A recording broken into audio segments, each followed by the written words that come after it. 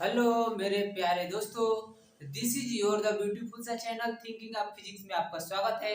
तो आज मैं क्लास 9th का जो कि चैप्टर नंबर 2 फिजिक्स का लेकर आया हूँ, जिसका नाम है बल तथा गति के नियम। तो ये बहुत ही इम्पोर्टेंट चैप्टर है। तो बिना हम टाइम वेस्ट किए चलते हैं, स्टार्ट करते हैं चैप्टर को। यदि वीडियो अच्छा लगे तो please like share and subscribe करें चैनल को, जिससे कि मेरा हौसला बना रहे और आपके लिए मैं वीडियो लेकर आया करूं। तो चलते हैं, स्टार्ट करते हैं। तो भाई चैप्टर का नाम है बल तथा गति के नियम। यानी कि बल, तो यानी कि बल तथा गति के नियम, यानी हम लोग को पहले पढ़ना है इसमें कि पहला हेडिंग पढ़ना है कि बल किसे कहते हैं। बल यानी फोर्स किसे कहते हैं। तो भाई एक्चुअल में फोर्स की बात करेंगे हम लोग। तो भाई इधर थोड़ा देख लीजिए। यानी मान ले कि एक कोई क्या है, वस्तु है। एक कोई क्या है, वस्तु। यदि इस पे हम लोग एफ यानी कि इस पे फोर्स एफ लगाए, बल एफ लगाए, तो भाई मान ले कि यह वस्तु, मान ले कि यदि विराम में हो, किसमें हो, विराम में, तो विराम में होगी तो किसमें हो जाएगी, यानी बल लगाने के बाद। तो बल लगाएंगे तो किसमें हो जाएगी, गति में। एक कंडीशन तो ये हो सकती है, यदि मान ले कि कोई वस्तु यदि गति में हो, गति करती हो, तो भाई गति करती हो यानी कि गति में हो, जब हम लोग इस पे बल लगाए, एफ बल यदि लगाए, तो क्या होगा, उसमें मान लो कि गति से वो विराम में आ सकती है। किसमें आ सकती है, विराम में। तो यानी बल यही है कि बल, बल की परिभाषा यही दी जाती है कि बल किसी वस्तु पर लगा हुआ बाह्य कारक है। बल किसी वस्तु पर लगा हुआ बाह्य कारक है जो वस्तु की, जो वस्तु की विराम व गति अवस्था में परिवर्तन करता है। जो विराम अथवा गति अवस्था में परिवर्तन करता है या परिवर्तन करने का प्रयास करता है। तो भाई प्रयास का मतलब क्या हुआ, यानी कि जैसे कि ये बोर्ड है मेरा दीवार में चिपका हुआ, यानी कि मैं इस पे क्या करूँ, एक बल लगाऊं या फोर्स लगाऊं इस पे, तो यानी कि मैंने तो प्रयास किया ना बल लगाने का, लेकिन भले ही क्या हो, या इसकी कंडीशन यानी चेंज ना हो, स्टेट, यानी कि मान लो कि विराम में है, गति में है, चाहे मान लो कि यदि नहीं, मतलब कि वह इस दोनों स्थितियों में नहीं आया, विराम में चाहे गति में, तभी भी हम लोग का कि फोर्स अपना लगाए ना, कुछ तो भाई अपना मैग्नीट्यूड अपने अपना लगाया हम लोगों ने उस पे बल का।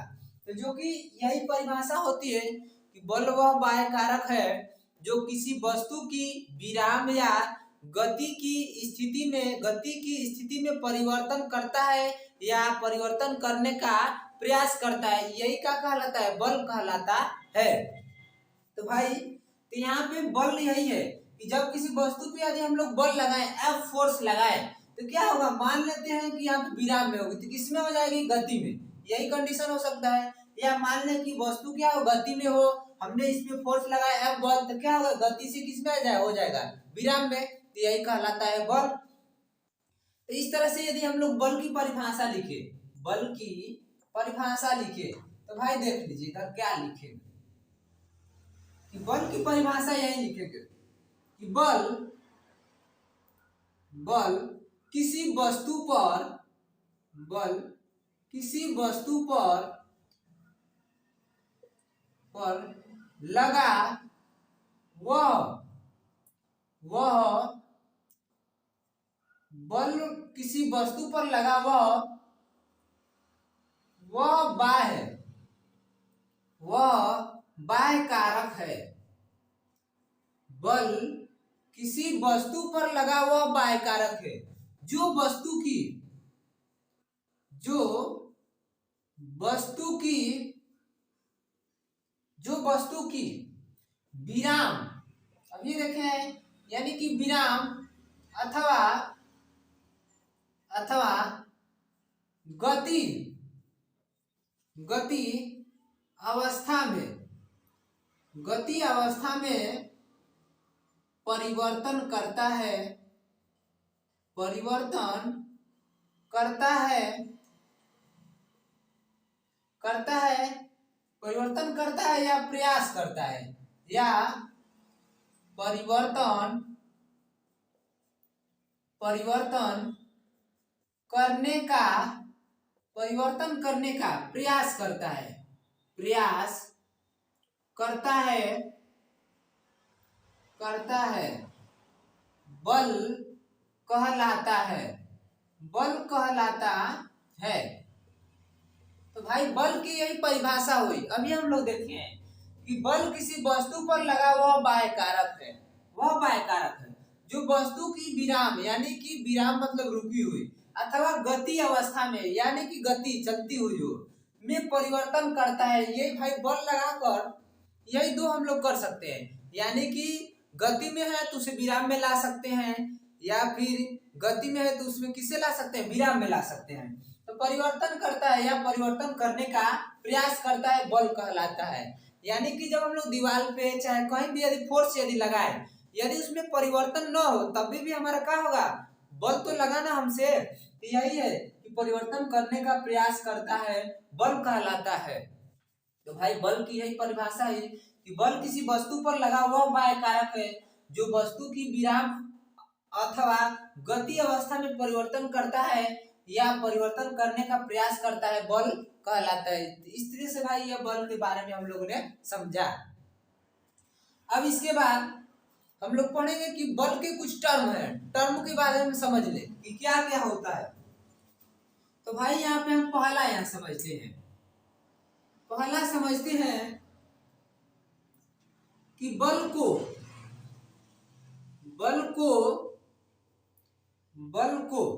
कैपिटल एफ से प्रदर्शित करते हैं, प्रदर्शित करते हैं। बल को कैपिटल एफ से प्रदर्शित करते हैं, यानी कि भाई बल का यानी बल को इंग्लिश में बोलते हैं फोर्स, यानी उसका पहला अक्षर एफ, कैपिटल एफ। तो भाई बल को हम लोग किससे प्रदर्शित करेंगे, डिनोट करेंगे एफ से प्रदर्शित करते हैं। उसके बाद दूसरा है कि बल एक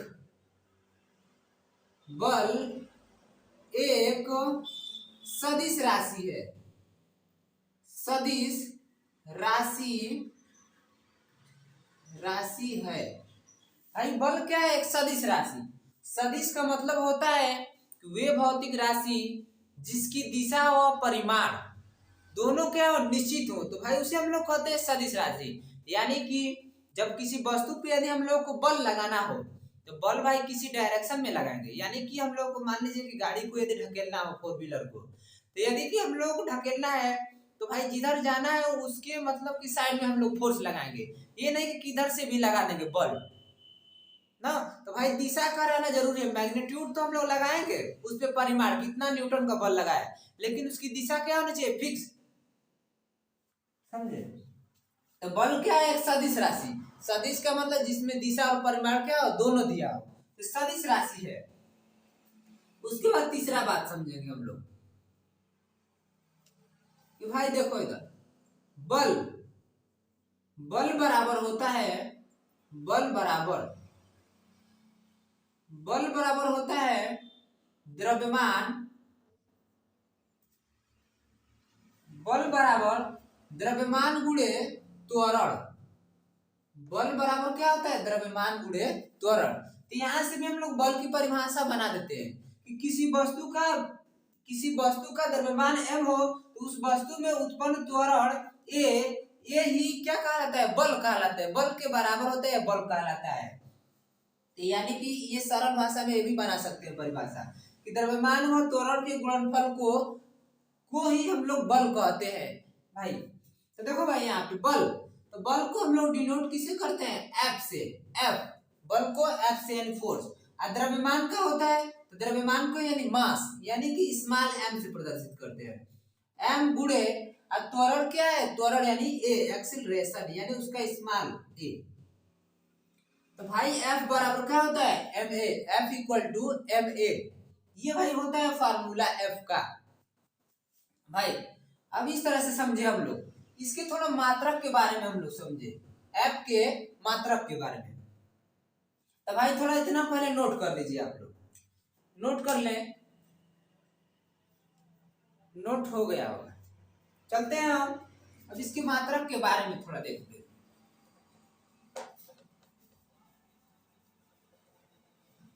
क्या देखेंगे अब हम लोग, मात्रक। भाई इधर समझ लीजिए, अभी हम लोग देखे हैं कि F बराबर होता है ma, होता है कि नहीं, F बराबर ma। तो यदि हम इसकी मात्रक की बात करें, बल की मात्रक के बारे में, तो भाई इधर समझ लीजिए थोड़ा, बल का मात्रक F बराबर ma। तो भाई देखो यहाँ पे यदि हम लोग MKS पद्धति में यदि हम लोग देखें, MKS मास किलोग्राम सेकेंड, यानी कि इसके रिस्पेक्ट में यदि देखें तो हम लोग बल का क्या होगा मात्रक। तो भाई m का क्या है, m का मात्रक क्या होता है, द्रव्यमान का मात्रक तो होता है भाई क्या, किग्रा, किग्रा होता है, हम लोग जानते हैं। और त्वरण A का मात्रक क्या होता है, तो होता है भाई क्या, मीटर, मीटर प्रति सेकेंड स्क्वायर। तो भाई यही होता है किसका मात्रक, बल का मात्रक MKS सिस्टम में।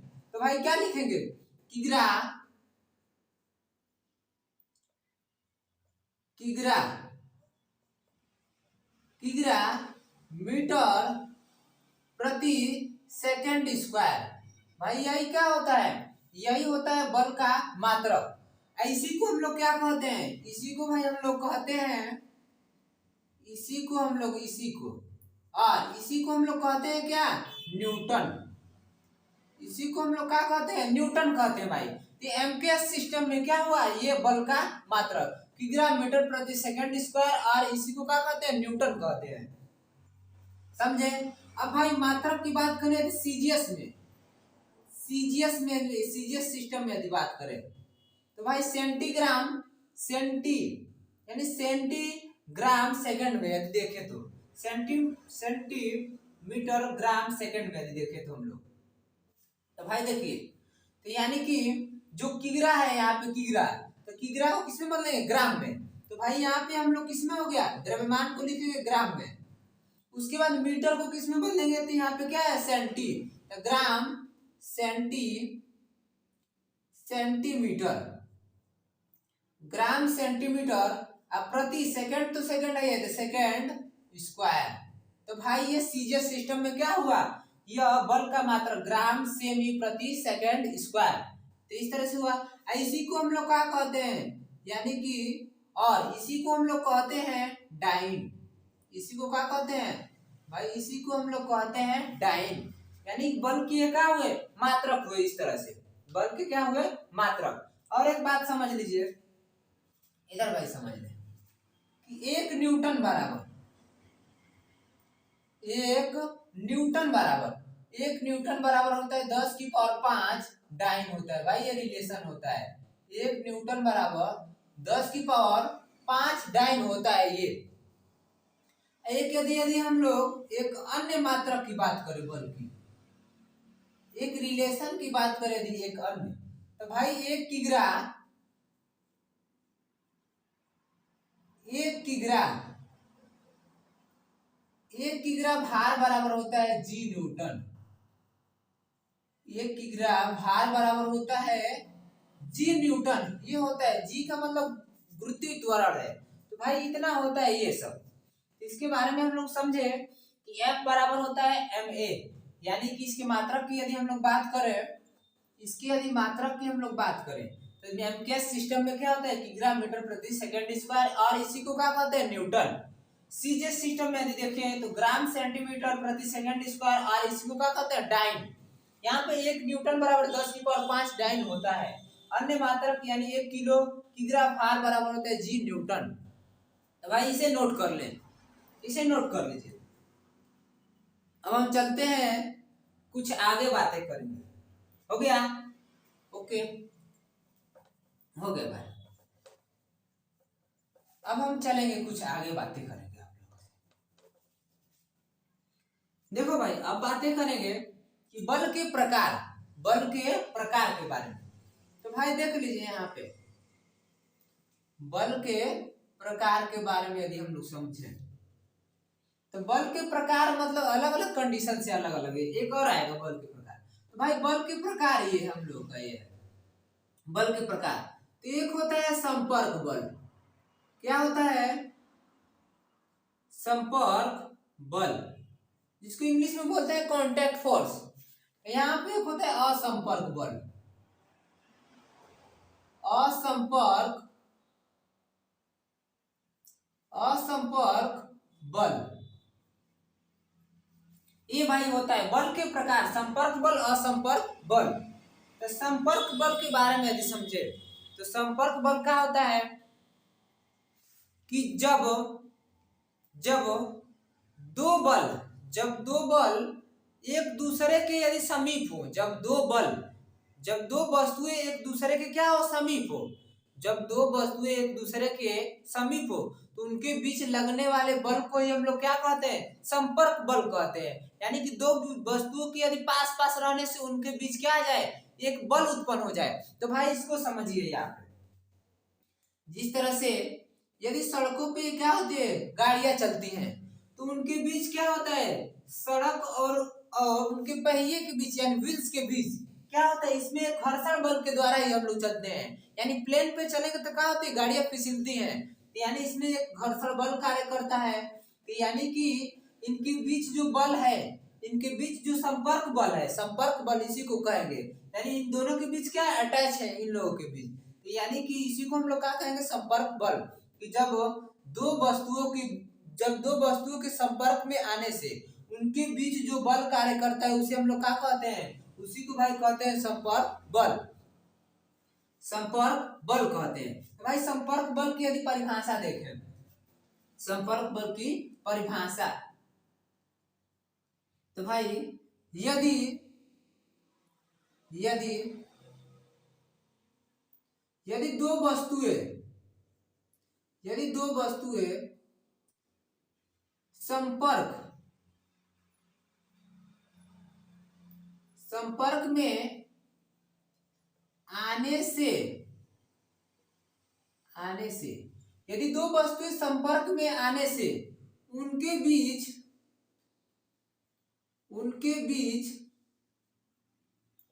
लगने वाले बल को संपर्क बल कहते हैं। क्या कहते हैं, संपर्क बल कहते हैं, संपर्क बल कहते हैं। तो यही भाई क्या है, संपर्क बल, यानी कांटेक्ट फोर्स, यानी कि दोनों के मिलने से, यानी कि दोनों के रगड़ या चाहे ना उससे होने से। तो भाई इसकी यदि एग्जाम्पल की बात करें, क्या करें, तो अभी हम लोग देखें संपर्क बल, तो क्या देखें अभी कि एक घर्षण बल होता है, घर्षण बल, यानी दो वस्तुओं के रगड़ने से क्या उनमें एक घर्षण उत्पन्न होता है, यानी समीप आने से उनके, तो घर्षण बल हो गया। एगो होता है श्यान बल, ये क्या होता है, श्यान बल। तो श्यान बल होता है, एक होता है प्रत्यास्थ बल,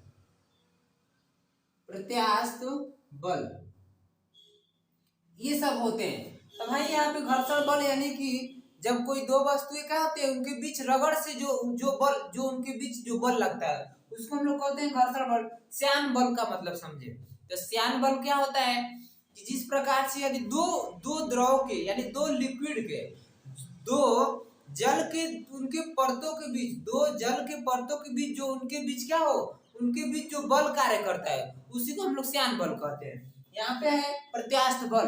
तो प्रत्यास्थ बल क्या होता है कि जिस प्रकार से यदि हम लोग स्प्रिंग को क्या करें, खींचते हैं तो उनके बीच एक क्या होता है, बल कार्य करता है, तो भाई क्या प्रत्यास्थ बल, इतने से समझे। श्यान बल का मतलब दो द्रवों के परतों के बीच लगने वाले बल को श्यान बल। प्रत्यास्थ बल जब हम चुंबक को जब यानी स्प्रिंग को हम लोग फैलाते हैं तो उनके बीच एक बल लगता है, उसको हम लोग क्या कहते हैं, प्रत्यास्थ बल कहते हैं। अब समझेंगे असंपर्क बल। तो असंपर्क बल यही है कि यदि दो वस्तुओं के संपर्क में न होने से, यदि दो वस्तुओं के संपर्क में न होने से उनके बीच जो बल कार्य करता है उसी को हम लोग क्या कहेंगे, असंपर्क बल।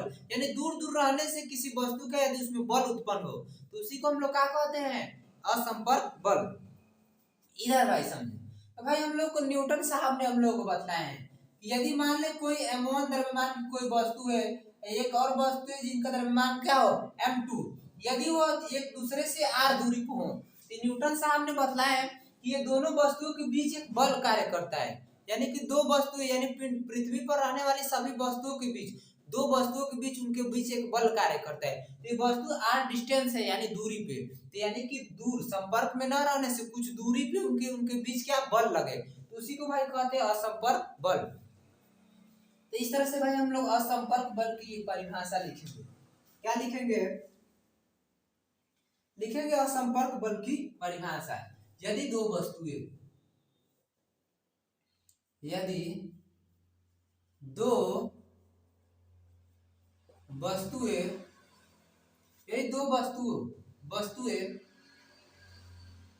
यदि दो वस्तुएं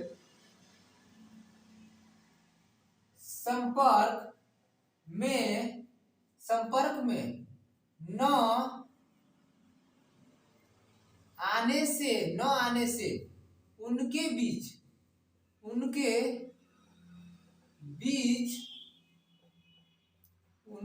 संपर्क में न आने से उनके बीच लगने वाले बल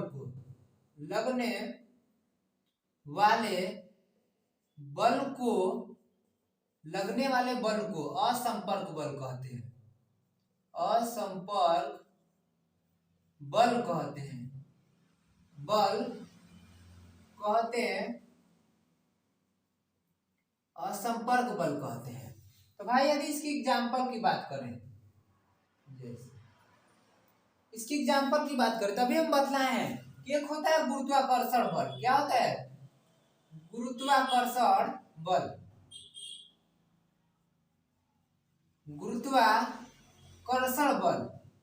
तो गुरुत्वाकर्षण बल। एक होता है चुंबकीय बल। क्या होता है? चुंबकीय बल। यानी कि भाई इस तरह से होता है कि यदि चुंबक यहाँ पे रख दे और यहाँ पे क्या रख दे, कील, तो उनके बीच दूर रहने से भी उनके बीच क्या होता है, एक बल लगता है। तो भाई इसमें भी क्या होगा, चुंबकीय बल। इतने सब बल होते हैं, तो इसी को हम लोग असंपर्क बल कहते हैं। तो भाई इसे क्या कर लीजिए, नोट कर लीजिए, समझ लीजिए, नोट कर लीजिए। उसके बाद हम आगे चलते हैं। हो गया? ओके।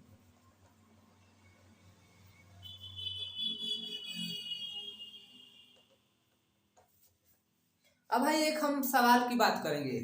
तो भाई सवाल क्या है कि यदि 9.8 किग्रा की कोई वस्तु पर F बल लगाने से 2 मीटर प्रति सेकंड स्क्वायर का त्वरण उत्पन्न होता है,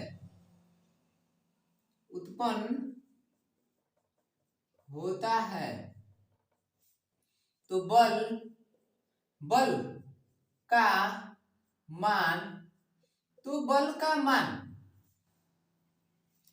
का मान न्यूटन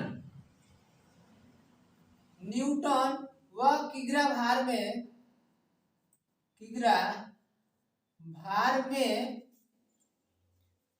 बताइए। भाई यही आप लोगों के सामने क्या है, एक सवाल है कि कह रहा है कि यदि किसी वस्तु का द्रव्यमान यानी कि यदि 9.8 किग्रा की कोई वस्तु है, द्रव्यमान उसका दिया है, यदि कह रहा है कि बल F लगाने से यदि उसमें त्वरण 2 मीटर प्रति सेकंड स्क्वायर उत्पन्न होता है, तो बल का मान पूछ रहा है कि न्यूटन में बताइए और किग्रा भार में बताइए। आइए हम लोग लगाते हैं इसके बारे में। हम लोग लगाते हैं। भाई तो दिया है पिंड का द्रव्यमान यानी m का मान दिया है, कितना, 9.8 kg दिया है, किग्रा दिया है। उसके बाद त्वरण दिया है, त्वरण यानी a बराबर 2 मीटर प्रति सेकंड स्क्वायर दिया है। तो पूछ रहा है भाई बल F का मान। तो भाई पूछ रहा है न्यूटन व किग्रा भार में बताइए। तो पहले हम न्यूटन में निकाल लें। भाई फार्मूला अभी हम लोग पढ़े हैं कि बल F बराबर क्या होता है, ma होता है। यदि F बराबर m का द्रव्यमान दिया है तो 9.8 दिया है, गुणे a का मान कितना दिया है, 2, तो F बराबर कितना होगा, तो यहाँ से 2 यहाँ से करेंगे हम लोग तो 19 कितना होगा, 6। और न्यूटन का भाई यहाँ पे क्या होगा, बल लगेगा, तो यानी बल का मान हम लोग 19.6 न्यूटन यानी कि न्यूटन में निकाले। अब पूछ रहा है किग्रा भार में बतलाइए। तभी अब हम लोग आप लोगों को बताएं कि किग्रा एक किग्रा भार बराबर बतलाए हैं कि जी न्यूटन होता है। अब ये बतलाए हैं आप लोगों को कि एक किग्रा भार बराबर जी न्यूटन होता है। तो भाई यहाँ से यदि एक न्यूटन की यदि हम लोग बात करें, एक न्यूटन बराबर तो कितना होगा, तो एक बटा में जी किग्रा भार होगा ना, एक किग्रा भार होगा भाई। यहाँ से तो पूछ रहा है कि 19.6 न्यूटन दिया है, 19.6 न्यूटन है भाई। तो यहाँ पे यदि इसका हम लोग मान निकाले तो 19.6 बटे कितना जी। तो भाई सवाल में जी का मान दिया रहता है, तो जी का मान यहाँ पे दिया था, लिख लीजिएगा जी बराबर 9.8 मीटर प्रति सेकेंड स्क्वायर दिया था। तो भाई 9 यहाँ पे 8 कर लेंगे, 8 कर लेंगे। उसके बाद देखो भाई यहाँ पे किग्रा भार में हम लोग बदल दिए किग्रा भार। तो भाई ये 2 से क्या होगा, कट जाएगा। तो यहाँ पे जो हम लोग का मान आएगा एफ का मान, तो भाई 2 किग्रा भार होगा, 2 किग्रा भार। यहाँ पे यही क्या होगा, इसका आंसर होगा भाई। इस तरह से इसको नोट कर लीजिए, इसको क्या करिए, नोट कर ले। हो गया वीडियो रोक के आप लोग नोट कर लीजिए करिए। अब चलते हैं हम लोग आगे, इसके बाद आगे चलते हैं।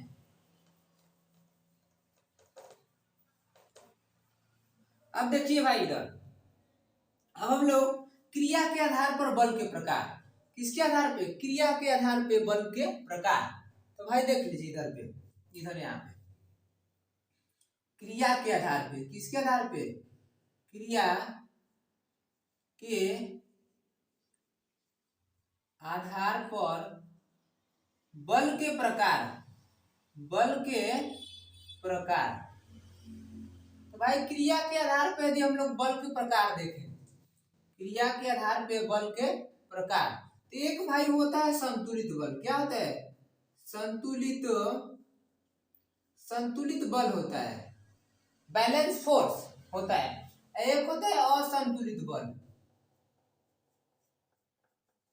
असंतुलित बल,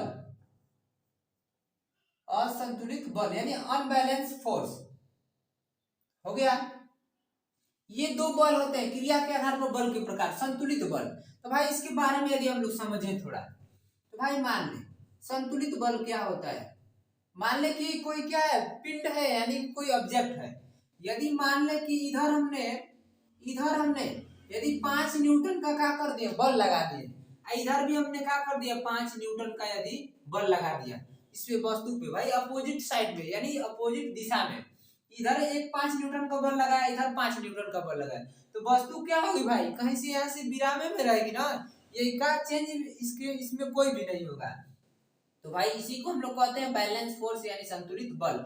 यानी कि दोनों यानी विपरीत दिशा में यदि बल क्या लगे, बराबर लगे, बल का क्या मान बराबर, तो भाई इस तरह से क्या कहलाएगा, संतुलित बल। ये वस्तु कहीं से भाई इधर उधर नहीं होगी, तो भाई यही है संतुलित बल।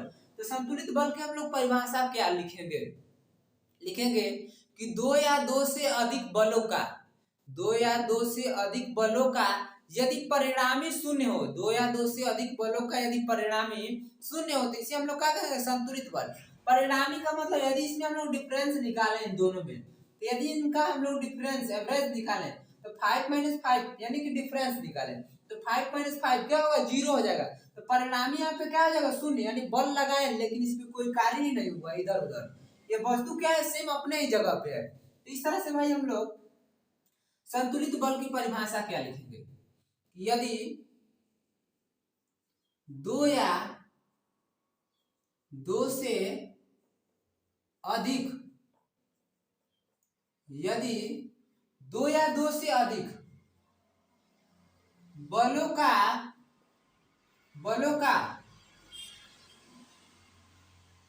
परिणामी, 2 या 2 से अधिक बलों का परिणामी शून्य हो, क्या हो, शून्य हो, संतुलित बल कहलाता है। क्या कहलाता है, संतुलित बल कहलाता है, संतुलित बल कहलाता है। तो यही भाई क्या कहलाता है, संतुलित बल। यदि 2 या 2 से अधिक बलों का परिणामी शून्य हो जाए, यानी फोर्स बराबर निकले। यदि इसका डिफरेंस निकाले हम लोग तो क्या होगा, 0 होगा। तो परिणामी शून्य हो संतुलित बल कहलाता है। इस तरह से ये हो गया। यदि हम लोग इधर समझे भाई, मान ले कोई पिंड है, यदि हमने इस दिशा में, इस साइड में यदि हम लोग 5 न्यूटन का बल क्या किए, लगाए, यदि इस दिशा में यदि हम लोगों ने 7 न्यूटन का बल लगाए, तो भाई देखिए इधर बल क्या है, अलग अलग है, 7 न्यूटन बल। तो ये क्या करेगा भाई, इधर लेकर भाग जाएगा इसको। तो भाई देखिए यहाँ पे क्या है, यही का कहलाता है असंतुलित बल। यानी बल का यदि डिफरेंस निकालेंगे तो क्या होगा, यहाँ पे शून्य के बराबर नहीं होगा। हम लोग इस तरह से क्या लिखेंगे, असंतुलित बल। यानी कि इधर बल क्या है ज्यादा, तो क्या करेगा, उधर ही खींच के लेकर भाग जाएगा।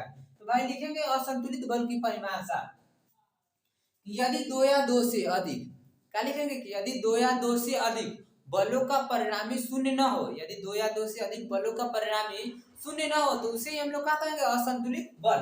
आइए परिभाषा लिखते हैं। यदि यदि 2 या 2 से अधिक, यदि 2 या 2 से अधिक बलों का परिणामी शून्य न हो, असंतुलित बल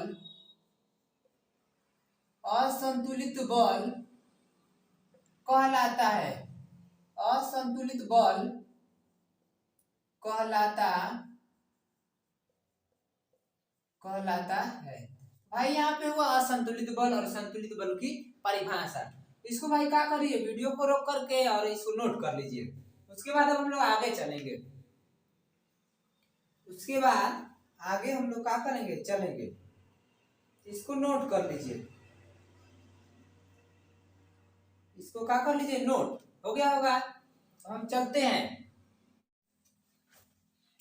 हमें तो इधर यहाँ पे एक दिया है सवाल, जो कि इसमें एक हम लोग सवाल करेंगे। तो सवाल क्या दिया हुआ है कि एक गाड़ी का द्रव्यमान 3 × 10⁻7 kg है, जो विराम में, क्या विराम में रुकी हुई है। यदि गाड़ी पर इतना न्यूटन का बल लगाने से 3 मीटर विस्थापित होती है तो गाड़ी द्वारा अर्जित वेग की गणना कीजिए। तो भाई इधर समझ लीजिए, थोड़ा इधर क्या कर लीजिए, समझ ले थोड़ा हम लोग। भाई यहाँ पे कोई क्या है, मान लेते हैं कि यहाँ पे क्या है, गाड़ी है भाई। ऐसे कोई क्या है, गाड़ी है मान लेते हैं। यहाँ पे कोई क्या है, तो भाई गाड़ी है यहाँ पे, ऐसे बोल रहा है। तो भाई गाड़ी कह रहा है कि देख लीजिए यहाँ पे कि गाड़ी का द्रव्यमान इतना दिया, एम दिया है, मास कुछ दिया है यहाँ पे सवाल में। कह रहा है कि इसमें यदि इतना बल हम लोग एफ यदि बल लगा दिए, एफ बल लगाने से यदि यह 3 मीटर का होते विस्थापित हो जाती है, 3 मीटर आगे का होते विस्थापित। तो पूछ रहा है कि गाड़ी द्वारा अर्जित वेग की गणना। तो भाई यहाँ पे लिखा है कि जो कि गाड़ी विराम में है, तो विराम में रहेगी तो यू का मान क्या होगा, 0, यानी प्रारंभिक वेग क्या होगा, 0। तो पूछ रहा है कि गाड़ी द्वारा अर्जित वेग की गणना कीजिए। यानी कि एफ बल लगाने से उसका जो अंतिम वेग है उसको बताइए, कितना वो वेग क्या कर लेगी, उसके कितना वेग वो अर्जित कर लेगी। तो अंतिम वेग यानी v का मान पूछ रहा है। तो आइए इस तरह से हम लोग लगाते हैं। हम लोग दिया है, पहले हम लोग जो दिया है उसको लिख रहे हैं। गाड़ी का द्रव्यमान तो यानी m का मान दिया है, कितना दिया है, 3 × 10⁻7 kg दिया है। उसके बाद दिया है कि बल न्यूटन, तो यानी f का मान दिया है, कितना दिया है, 5 × 10⁴ न्यूटन दिया है। उसके बाद दिया है s विस्थापन दिया है, 3 मीटर दिया है। उसके बाद हम लोग से पूछ रहा है गाड़ी द्वारा अर्जित वेग की गणना कीजिए, यानी v का मान पूछ रहा है, अंतिम वेग पूछ रहा है कि कितना वो वेग पकड़ लेगी गाड़ी। उसके बाद u बराबर यानी विराम में है तो उसका प्रारंभिक वेग क्या होगा, 0। इस तरह से होगा। भाई हम लोग से पूछ रहा है कि v का मान, पहले हम लोग निकालेंगे कि फार्मूला होता है f बराबर क्या होता है, ma। पहले हम लोग a निकालेंगे, a क्या करेंगे, a बराबर क्या होगा, f बटा f बाई क्या होगा, m। यानी कि f का मान यदि रखे तो कितना होगा, 5 × 10⁴ अब बटे में कितना दिया, 3 × 10⁻7 दिया है। तो इस तरह से a का मान कितना होगा, तो मान लेते हैं हम 5 × 10⁻, इसको हम ऊपर ले जाएंगे तो कितना होगा, -7 होगा। तो कितना होगा, तो -3। a बराबर तो मीटर प्रति सेकेंड स्क्वायर। इतना भाई ए का मान हम लोग का है। अब लोग भाई हम लोग गति के नियम पढ़े हैं, थर्ड नियम v स्क्वायर बराबर u स्क्वायर प्लस 2as होता है। तो v का मान पूछ रहे हैं हम लोग से भाई।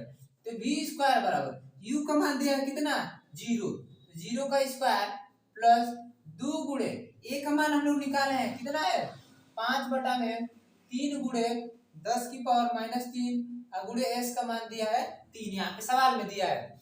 तो भाई 3 से 3 क्या होगा, इधर कट जाएगा। v स्क्वायर बराबर 0 से 0 खत्म, यहाँ पे 2 5 कितना होगा 10 गुणे 10 की पावर -3।